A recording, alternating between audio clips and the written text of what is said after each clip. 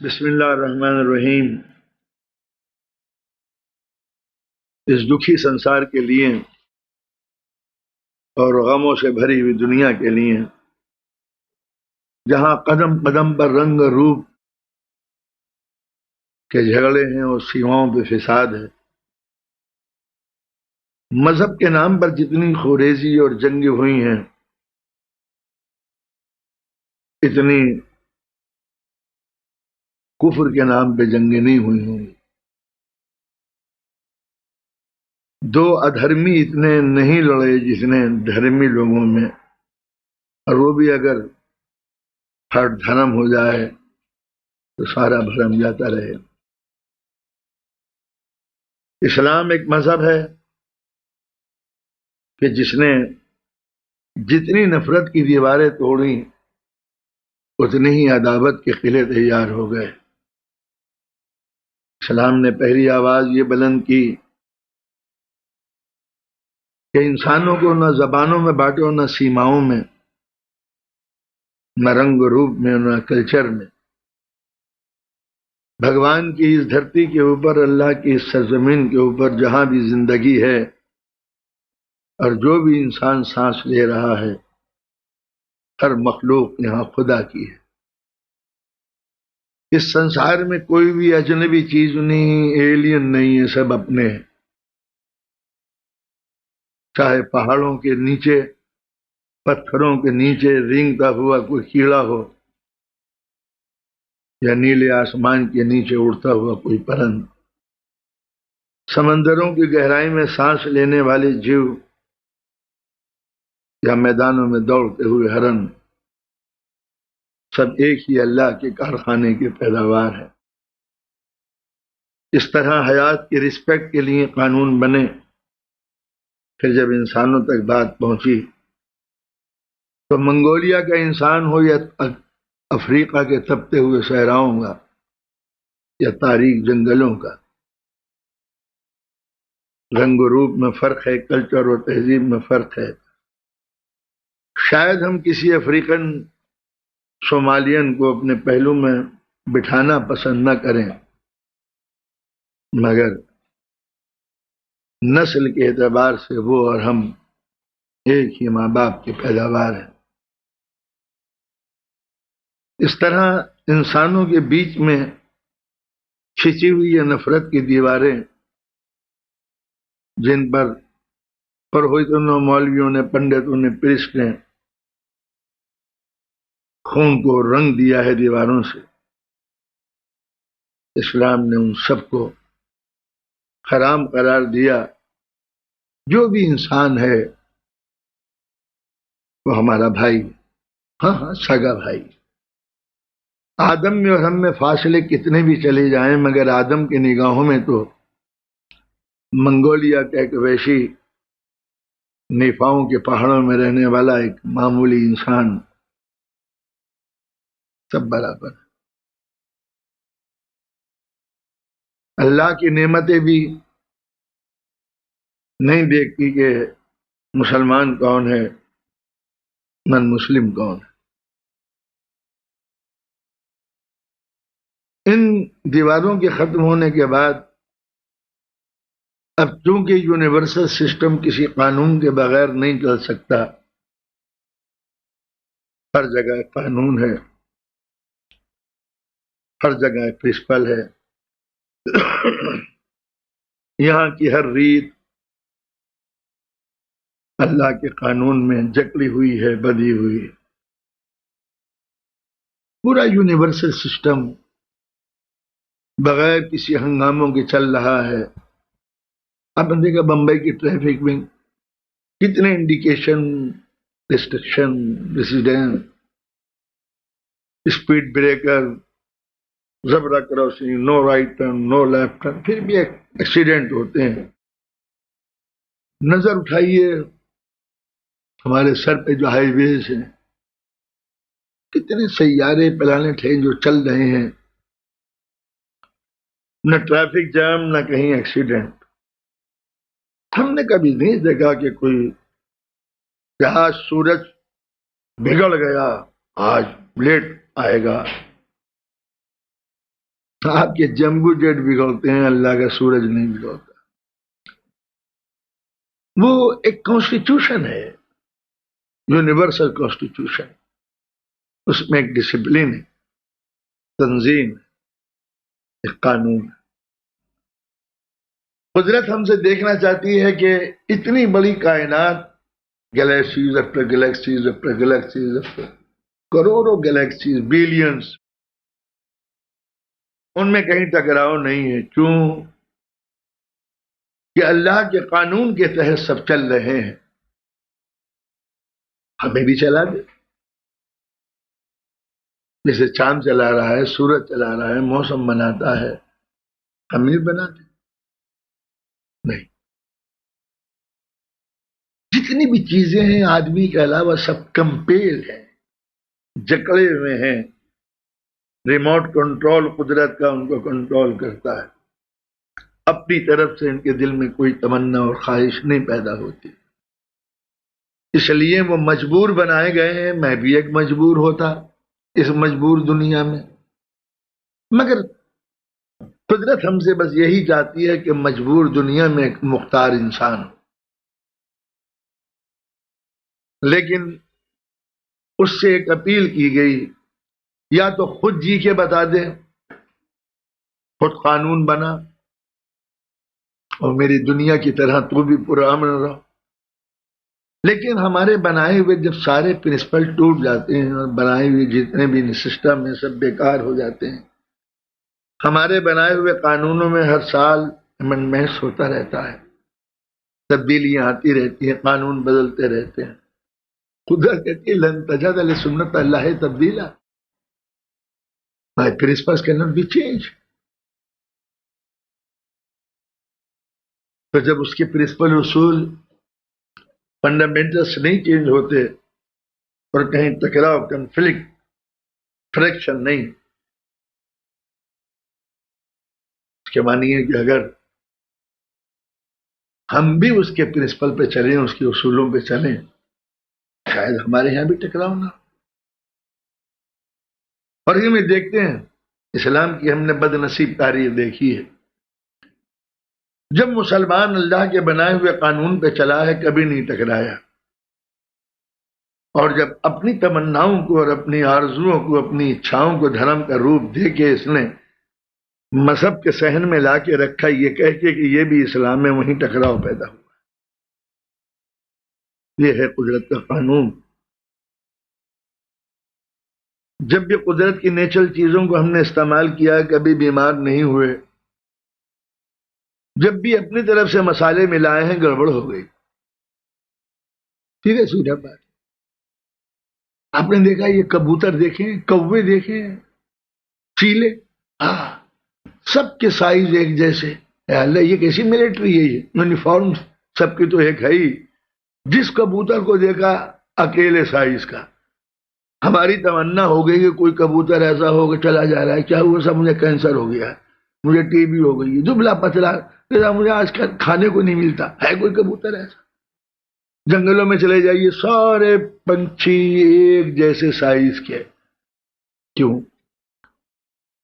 جب اللہ کا دیا ہوا ویسا ہی کھاتے ہیں جیسا ہے، نہ بھونتے ہیں، نہ مسالہ ڈالتے ہیں، نہ ڈالڈا ڈالتے ہیں، نہ یہ فلاور، یہ تیل، اور یہ تیل، اور یہ تیل۔ میری بیوی رسوئی میں روز ایک تیل کا ڈیزائن بدل دیتی ہے، یہ اچھا ہے، فری فیٹ۔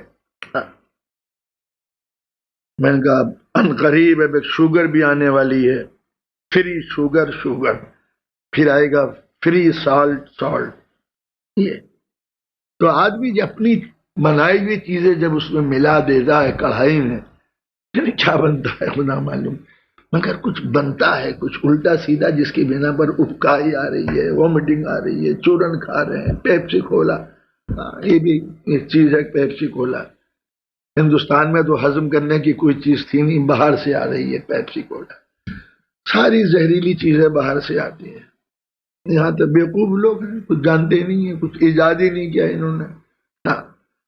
ساری ایجاد وہاں ہوتی ہے، وہاں ایجاد ہوتی ہے، یہاں بیداد ہوتی ہے۔ بھائی یہ مصیبت کی بات ہے۔ بہرحال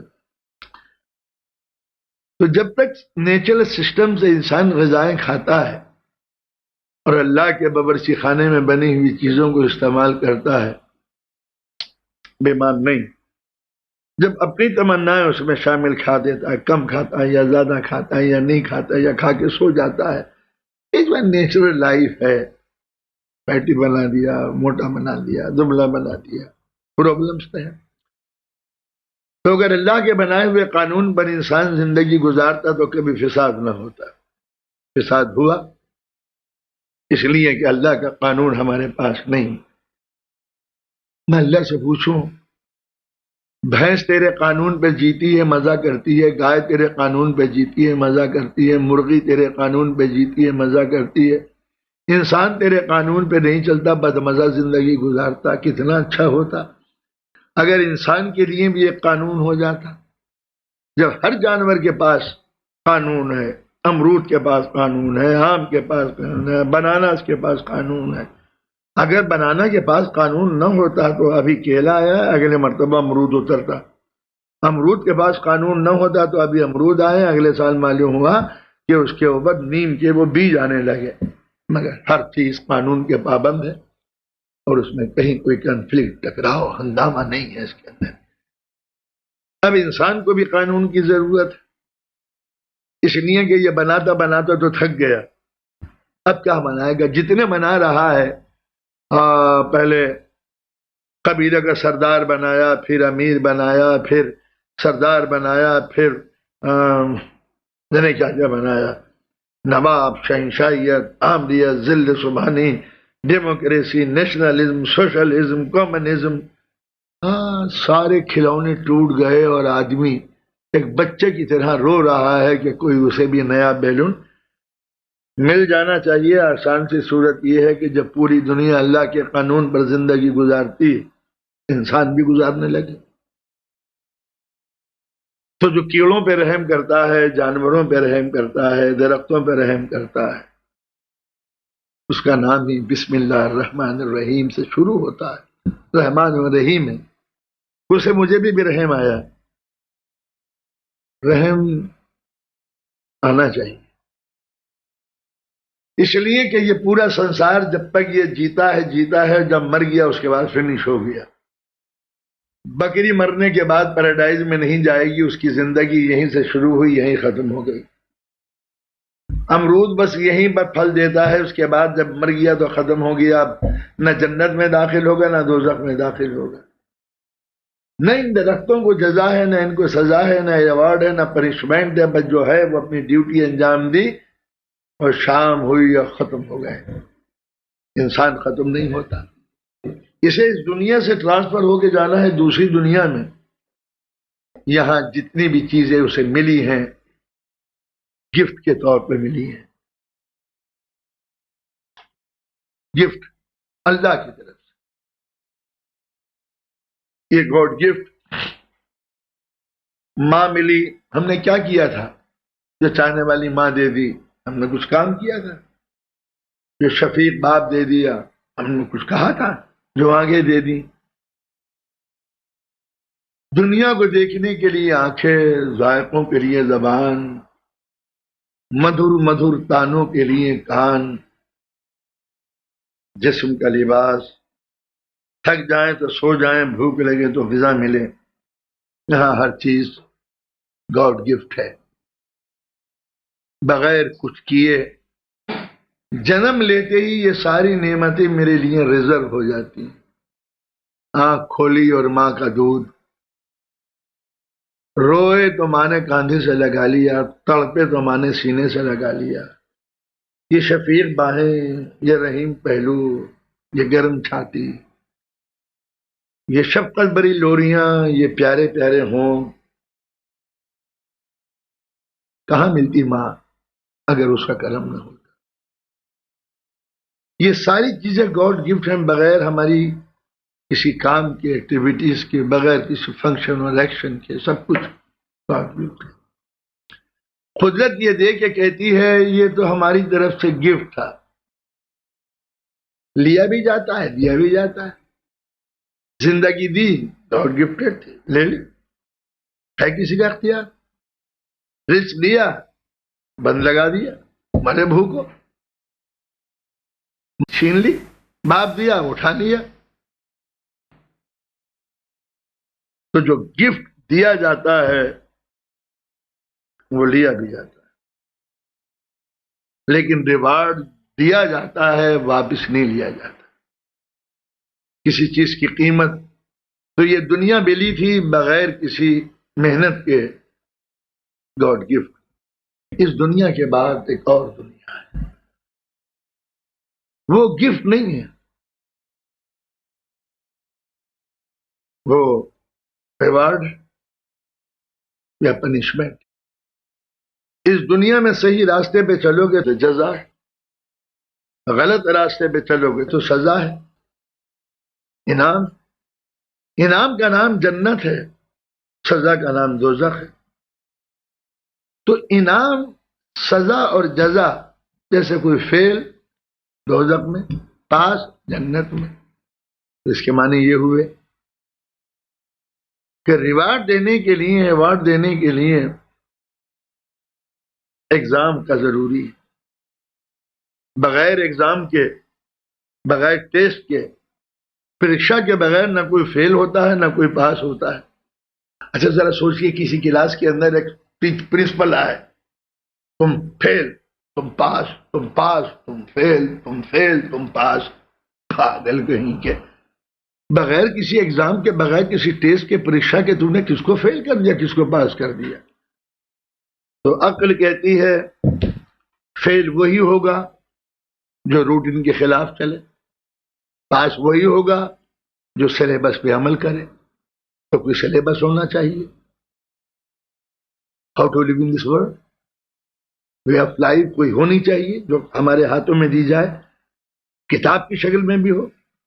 لیکن اگر کتاب کا لفظ، ہم نے ایک مولوی سے پوچھا کہ یہ کتاب سمجھا دو، اس نے کہا کتنے میں سمجھاؤں؟ کتنے میں؟ میں گھٹیا سمجھاؤں یا بڑھیا سمجھاؤں؟ گھٹیا کا ریٹ یہ ہے، بڑھیا کا ریٹ یہ ہے. یا اللہ، جو غریب ہوگا وہ سمجھ نہیں سکے گا، رئیس پیمنٹ کر کے پاس ہو جائے گا. اس کے معنی ہے کہ کتاب کا سمجھانے والا، ٹیوٹر، انسٹرکٹر، ماسٹر، کوئی جزا نہ مانگے. جزا مانگے بھی تو یہی مانگے کہ میں کچھ نہیں چاہتا تم سے سوائے اس کے کہ تم جہاں نیکیاں ہیں ان سے محبت کرو جو میرے اپنے ہیں. یہ اس کی جزا ہے. اب اس کے معنی ہے کہ اگر اس کے سلیبس اور کورس کو ہم نے پاس کر لیا تو ہم کو انعام ملنا چاہیے، نہیں کیا تو ہم کو سزا ملنی چاہیے. لیکن اگر اس کا سمجھایا ہوا، پڑھایا ہوا ہماری سمجھ میں نہیں آیا، تب کہا اگر نہیں آیا تو پھر تم کو سزا اور جزا ایک جیسی نہیں ملے گی اکارڈنگ ٹو یور آئی کیو. جیسا تمہارا دماغ ہے ویسی ملے گی. کسی نے کم سمجھا، کسی نے زیادہ سمجھا. دنیا میں تو بیوقوف کو بھی فیل کر دیتے ہیں، عقل مند کو بھی پاس کر دیتے ہیں. اللہ کے یہاں یہ ہے کہ انعام کی کوئی ایک ڈگری نہ ہو، جتنی ڈگریاں دماغ کی ہیں اتنی ہی ڈگری انعام کی بھی ہونی چاہیے. آپ نے سنا حضور کی حدیث ہے کہ جنت 70 قسم کی ہے، نٹ 70. عربی میں جب 70 کہتے ہیں تو اس کے معنی 70 نہیں ہوتا، بہت ہے جنت. تو جنتیں جب بہت ہیں، منشا کیا کہ دماغ کے تحت جس کا جیسا دماغ کی کوالٹی ہوگی اس سے ایگزام ویسا لیا جائے گا. فقیر کو دیا کسی نے 5 روپے، 5 روپے کا اماؤنٹ تو فکس ہے، لیکن اس کا جو جزا ہے وہ الگ الگ ہے. مالدار نے دیا، غریب نے دیا، فقیر نے دیا، مجبور نے دیا، عقلمند نے دیا، بیوقوف نے دیا، جان بوجھ کے دیا یا پبلک کو شو کرنے کے لیے دیا، نیتا بننے کے لیے دیا. اس سب کی کیٹیگریز کے لحاظ سے اس کو انعام ملیں گے. یہ نہیں کہ سب کا ریٹ ایک جیسا. 5 روپیہ کسی نے دیا ان کی یہ جنت ہے، 10 روپیہ کسی نے دیا ہے اس کی یہ جنت ہے. تو وہاں جنت اماؤنٹ پہ نہیں ہوگی، کیریکٹر کے اماؤنٹ پہ ہوگی. دماغ کی اس کے اوپر ہوگی، جیسا جس کا دماغ ویسا۔ تو ایک ہی نیکی غریب کرے، مالدار کرے، اور بڑا کرے، پروفیسر کرے، لیکچر کرے، امام کرے، نبی کرے، نماز سب پڑھیں گے، نبی سے لے کے پبلک تک ریٹ سب کا الگ الگ ہوگا۔ اسی طریقے سے گناہ کرے، جاہل گناہ کرے، بھوکا کرے، پیاسا کرے، مجبور کرے، مجبور کرے، جیسا انسان ہوگا ویسے اس کو ریوارڈ، ویسے اس کو پنشمنٹ ملے گی۔ تو جب جزا اور سزا وہاں ہے، دماغ کے لحاظ سے ہے، تو اب جو قانون آئے گا وہ ایسا ہوگا کہ سب کے لیے ایک جیسا ہوگا، مگر سب کے لیے الگ الگ ہوگا۔ عمل کرو تو عمل حکم ایک جیسا ہوگا، حج ایک جگہ، نماز ایک جگہ، زکوٰۃ ایک جیسا، مغرب کے وقت ایک جیسا، لیکن ان کے آئی کیو کے لحاظ سے الگ الگ ثواب ملے گا۔ تو جو انسٹرکٹر ہوگا، ماسٹر ہوگا، وہ ہر انسان کی آئی کیو سے اتنا اونچا ہوگا جو وہ سب کو ایک جیسا پڑھا سکے۔ کلم الناس بقدر عقولہم، حضور فرماتے ہیں کہ ہر انسان کی عقل کے اعتبار سے گفتگو کرو۔ ہے کیسا؟ فلسفر ہے تو اس سے ویسے گفتگو کرو، فارمر ہے اس سے ویسے گفتگو کرو، جاہل ہے اس سے ویسے گفتگو کرو۔ تو نبی جو لیسن دیتا ہے وہ دماغ کے لحاظ سے، تو لہذا انسٹرکٹر، ڈائریکٹر، ماسٹر ایسا ہونا چاہیے جو ہر زمانے کے ایج کے لیے قانون دے سکے، ورنہ وہ ایک ہی پیریڈ کا رسول بن کے رہ جائے گا۔ اسلام نے جس رسول کو رسول اعظم کہا، رسول خاتم کہا کہ اس کے بعد کوئی نبی نہیں ہے قیامت تک، اس کے معنی ہے اس کی تعلیم، اس کا کریکٹر، اس کا وے ایجوکیشن اتنا ڈیولپ ہے کہ قیامت تک professor, doctor, P H D, lecturer, farmer, common people کوئی بھی ہو اس کے قانون سے فائدہ اٹھا سکتا ہے۔ یہی قرآن مجید کا سب سے بڑا معجزہ ہے کہ وہ اتنا گہرا ہے کہ ایک ہی آیت لاکھوں انسانوں کے لیے کافی ہے، اور ہر انسان اپنی عقل کے تحت اس سے فائدہ اٹھاتا ہے۔ یہ ہے اسلام کی سب سے بڑی خوبی۔ اسی واسطے قرآن کسی زمانے میں پرانا نہیں ہوتا، دنیا غور کرتی چلی جائے گی، اس کے نئے نئے معنی نکلتے چلے جائیں گے۔ جیسے یہ دنیا کا کارواں بڑھ رہا ہے، جیسے جیسے بڑھتا چلا جائے گا، نئے نئے پلانٹ، نئے نئے سورج نکلتے چلے جاتے ہیں۔ اسی طریقے سے قرآن ہر پیریڈ کے لیے ہے۔ یہ ہادی کا کمال ہے کہ اس کی سیرت نہ پرانی ہوتی اور نہ قرآن کی صورت پرانی ہوتی، دونوں ایک ساتھ رفتار سے رفتار ملے ہوئے۔ لہذا رسول کی آئی کیو، رسول کی سطح شعور، رسول کا معیار عقل اتنا بلند ہونا چاہیے کہ قیامت تک دنیا کے ہر پڑھے لکھے انسان کے لیے اس کی تعلیم کافی ہو۔ اس کو مکے کی گلیوں میں ناپنا ظلم ہوگا، اس کو یہ سوچنا کہ وہ ایک انسان چلا جا رہا تھا، جبرائیل امین نے پکڑ کے اس کو بلا کے زبردستی کہا کہ نو یو آر پروفٹ۔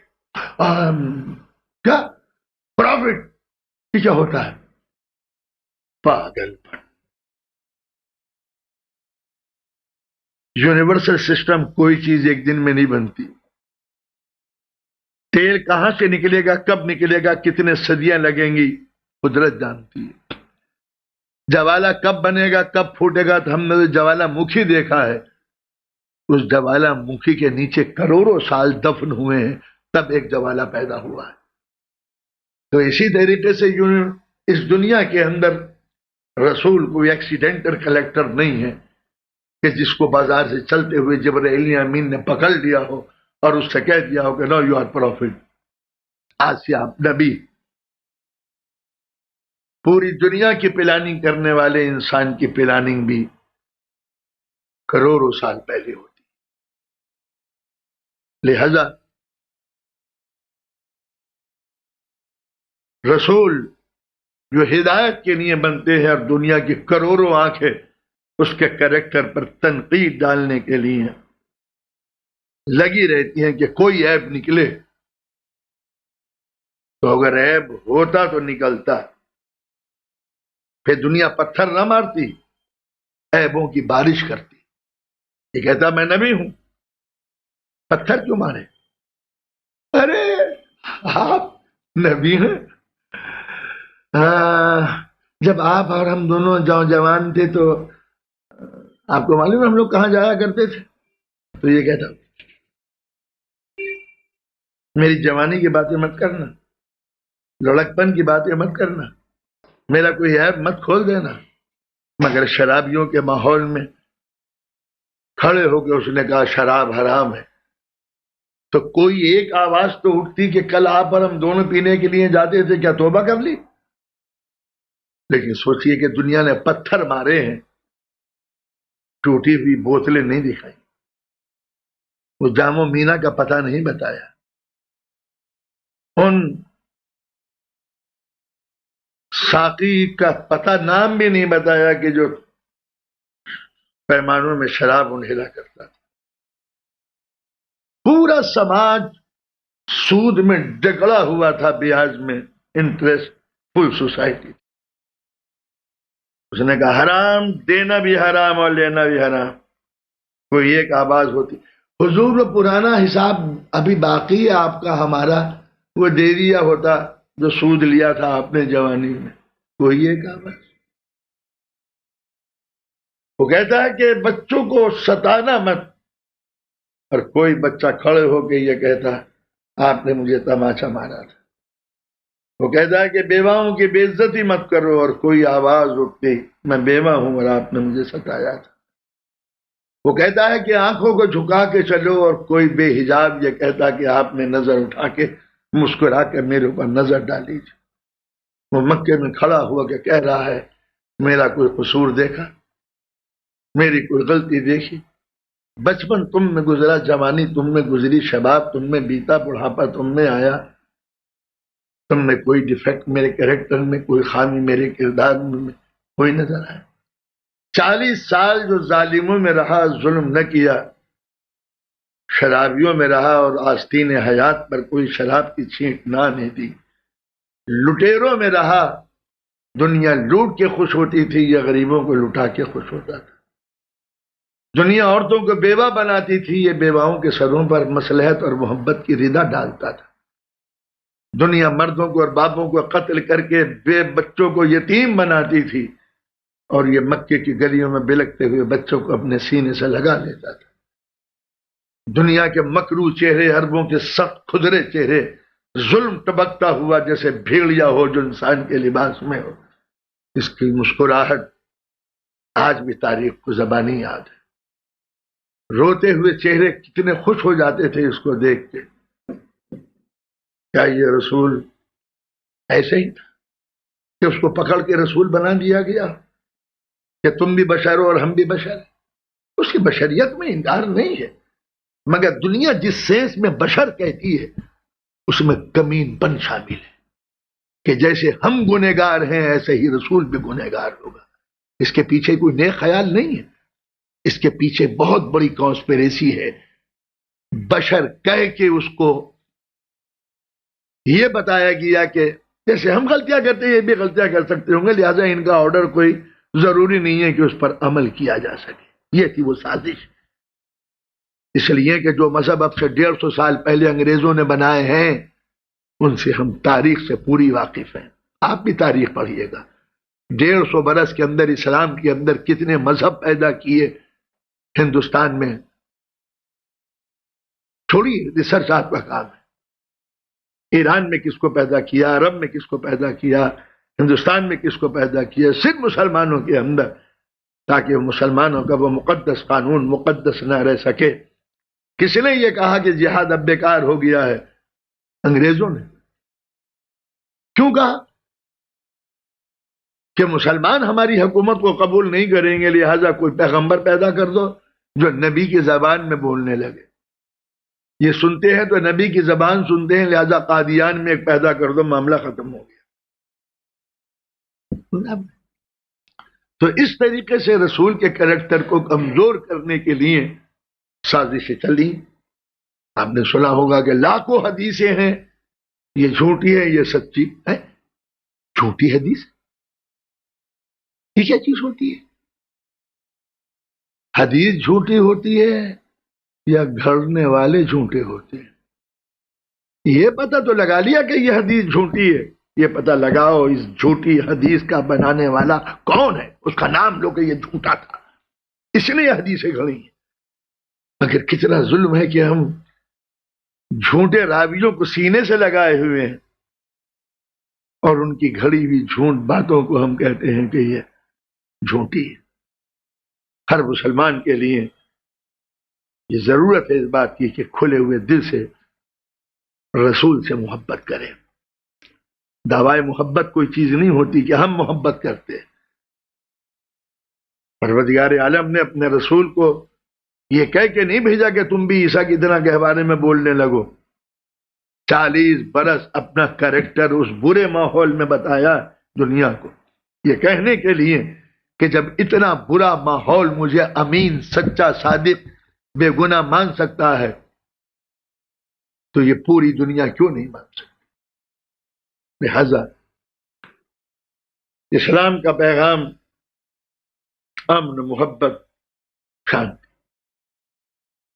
رسول نے اپنی زندگی میں 2 کریکٹر اہم ترین پیش کیے، ایک مکے کا، ایک مدینے کا. 2 کریکٹر مکے میں 2 کریکٹر پیش کیے. ایک یہ کہ جب ڈکلیئر کیا ہو کہ میں نبی ہوں، ایک وہ کہ جو چھپائے رہے کہ میں نبی ہوں. 40 برس کی خاموش زندگی جو یہ نہیں بتاتا کہ میں کیا ہوں. دعویٰ نہیں کیا، دلیل کے طور پر اپنا کریکٹر 40 برس کی خاموشی میں گزارا. میں اوریٹر ہوں، مولوی ہوں. کب ہوں؟ اب بچپن میں بھی جب اسکول میں پڑھتا تھا، مکتب جاتا تھا، کالج جاتا تھا، میں تھا نہیں. پہلے چہرہ اور تھا، اب چہرہ اور ہے. پہلے ڈریس اور تھا، اب ڈریس اور ہے. پہلے چلن اور تھا، اب چلن اور ہے. زیادہ خاصا بد چلن کبھی نہیں رہا، لیکن چینج ہو جاتا ہے انسان. اب میں یہ کہہ سکتا ہوں کہ بڑھاپے میں نے کوئی غلطی کی ہے تو بتاؤ. بچپن کا دعویٰ کیوں نہیں کرتے؟ کون جانے لڑکپن میں ہم نے کیا کیا حرکتیں کی ہیں. چوری کے آم کھائے ہیں، گنے توڑے ہیں، کسانوں کو پریشان کیا ہے، چنے اکھاڑ لیے ہیں، اسکول سے بھاگ گئے ہیں. یہ ساری شرارت ہے. لڑکوں کو مارا ہے، کون نہیں ہے. تو کبھی بچپن کے کریکٹر کو ہم یہ نہیں کہہ سکتے کہ میں کتنا اچھا مولوی تھا جب میں 8 برس کا تھا.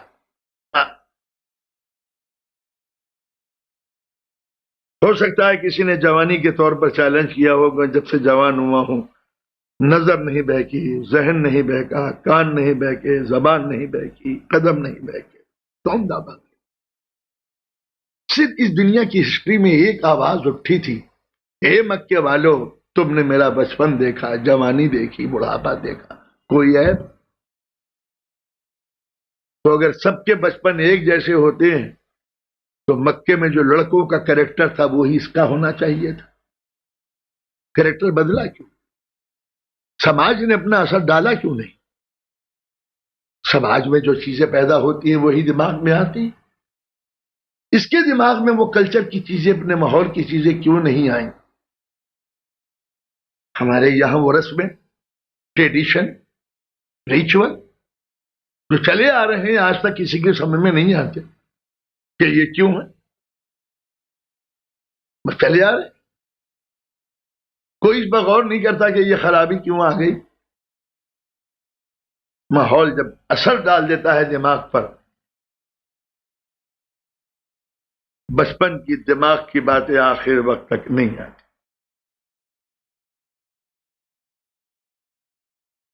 جو لوگ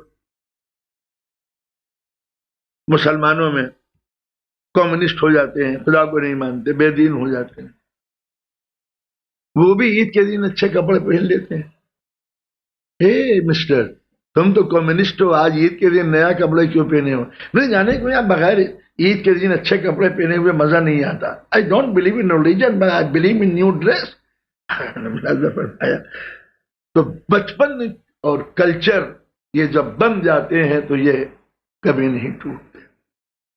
رسول کا بھی تو بچپن کلچر میں ماحول میں گزرا تھا. اسلام لانے کے بعد بھی اسی کلچر کو اڈیپٹ کیے رہتے.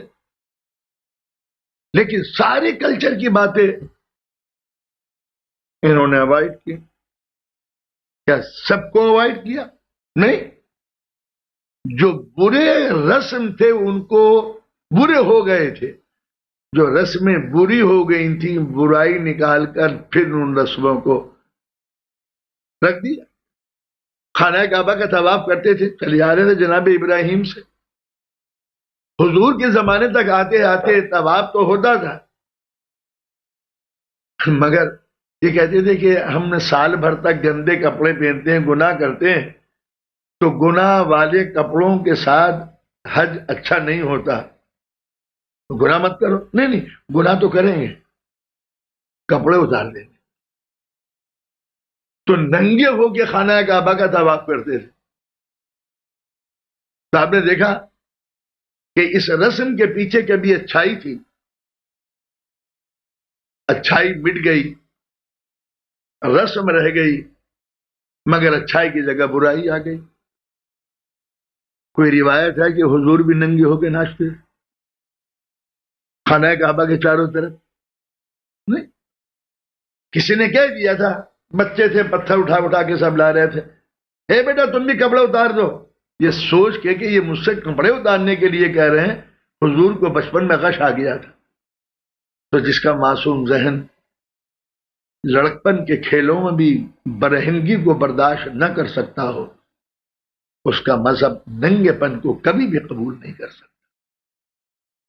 تو کلچر کا اثر کیوں نہیں ڈالا؟ اگر یہ ہم جیسے انسان تھے تو کلچر میں ڈوب جاتے, بات کو رسمیں نکالی جاتی, لیکن اس کے ذہن نے کلچر کو کسی بھی طرح قبول نہیں کیا. کچھ ہمارے کرسچن دوست جوز اینٹی مسلم مینٹلٹی رکھنے والے کہتے ہیں حضور نے اسلام کو یہودی اور عیسائی اسکالر سے سن کے ایک اسلام بنایا. کیا ایمانداری کی بات کرتے ہیں, واہ واہ واہ واہ. حضور نے سن کے یہودی اسکالر سے اور عیسائیوں سے اسلام کا ایک خیال ان کے دماغ میں آیا. جناب عیسیٰ کے دماغ میں کرسچینٹی کس نے ڈالی تھی؟ موزس کے دماغ کے اندر جودائزم کس نے ڈالا تھا؟ اگر آپ ان کو پیغمبر سمجھتے ہیں, ان کو پیغمبر نہیں سمجھتے, کیونکہ اس کے پیچھے مسلمان غداروں کا دماغ بھی شامل ہے کہ جنہوں نے رسول کو کریکٹر کو گراتے گراتے اس منزل پہ لا کے رکھ دیا. یہ غیروں کی ہمت یہ ہونے لگی کہ موسیٰ تو نبی ہو سکتے ہیں, عیسیٰ تو نبی نہیں ہو سکتے, یہ نبی نہیں ہو سکتے. ان کے پیچھے مہاراج موڈ خراب ہونے والی بات نہیں ہونی چاہیے. کبھی کبھی بڑھاپے میں کنٹرول نہیں رہتا. تو اگر رسول نے ان سے لیا ہوتا تو جو بھی لیتا ہے خرابیاں لیتا. حضرت عیسیٰ ان کو کہتے ہیں خدا کے بیٹے تھے, یہ بھی کہتے تھے کہ خدا کے بیٹے تھے, کیا پریشانی کی بات؟ کیسے چلے آ رہے ہیں خدا کے بیٹے تو خدا کے بیٹے تھے. اسلام نے انکار کیا, وہ بہترین نیک متقی پرہیزگار رسول تھے, پاک و پاکیزہ طیب و طاہر بغیر گناہ کے. اس رسول نے اس خرابی کو نکال دیا جس خرابی کو دنیا نے غلطی کی بنا پر حضرت عیسیٰ کے کریکٹر میں ڈال دیا. میں کہتے کہتے رک گیا تھا, یاد آ گیا خدا کا بیٹا. یہ بیٹا کیا چیز ہے؟ بیوی کیا چیز ہے؟ سیکسول ڈیزائر کیا چیز ہے؟ سیکسول ڈیزائر کہتی ہے کہ زندگی ختم ہو رہی ہے, اس کے بدلے میں دو. ماں تربیت کے لیے پیدا کی تاکہ تم کماؤ اور یہ بچوں کو ایک اچھا انسان بنائے. تو انسان اپنی اولاد سے محبت کیوں کرتا ہے؟ اولاد سے محبت نہیں کرتا، سب کانشس میں ہے انسان کے کہ میں ہوں، میں جیوں. انسان مرنا نہیں چاہتا، نہیں مرتے. انسان کے دل میں جینے کی تمنا اور بھاونا ہے کہ جیون باقی رہے ہمیشہ. اگر یہ بھاونا نہ ہوتی، یہ آرزو نہ ہوتی شباب مستقل کی، مستقل جوانی کی،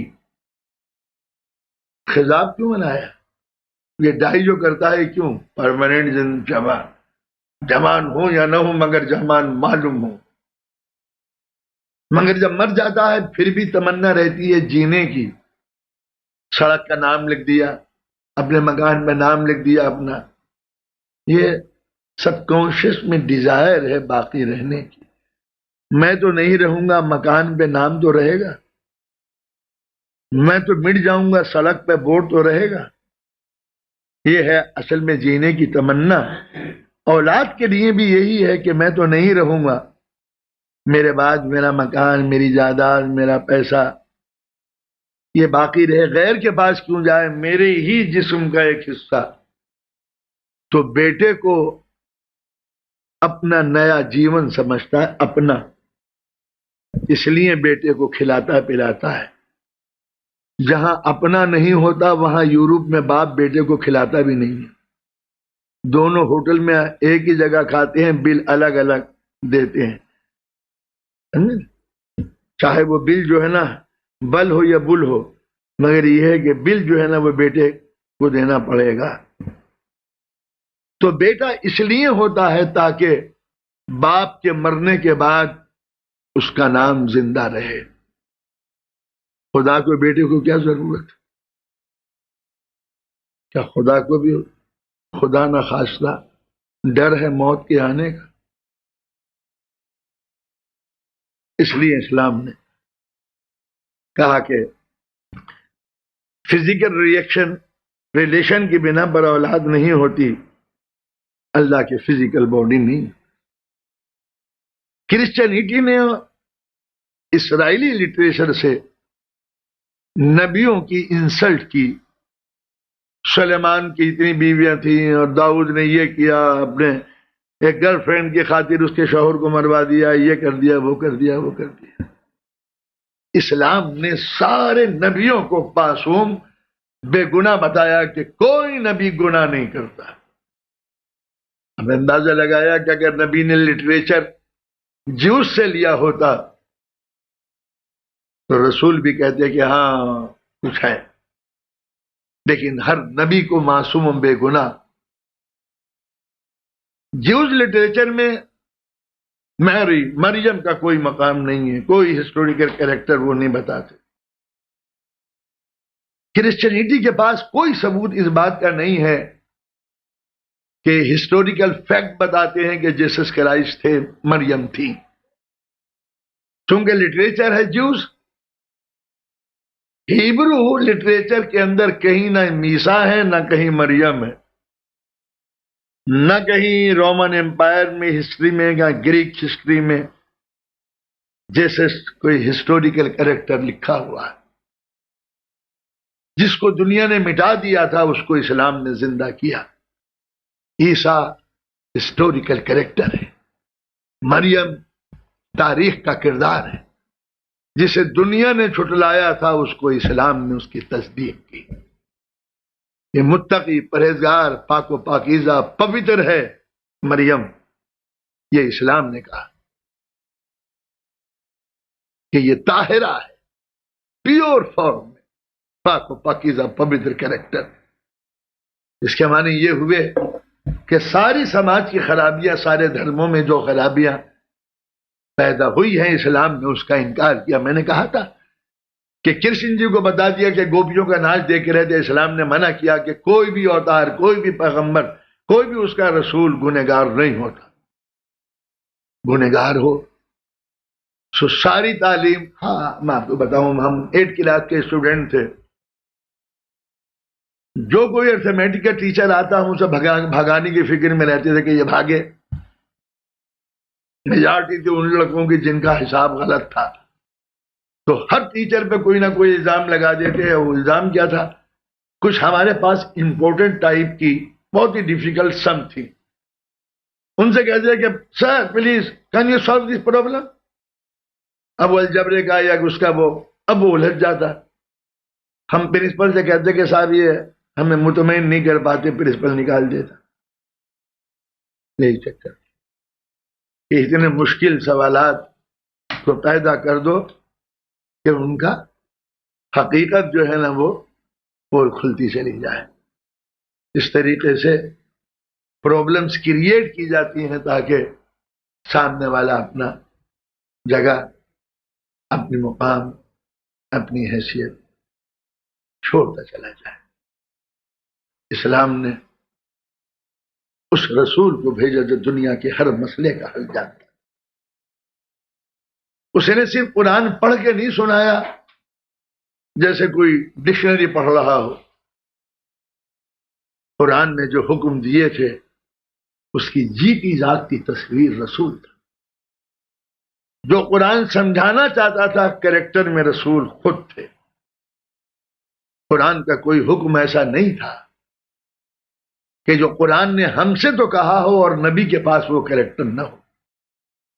قرآن مجید میں جہاں بھی یہ ریس کیا ہے انسانوں سے، اے انسانوں تم یہ کرو، اے ایمان والو تم یہ کرو، اس کے معنی ہے کہ وہ رسول کر چکا تھا.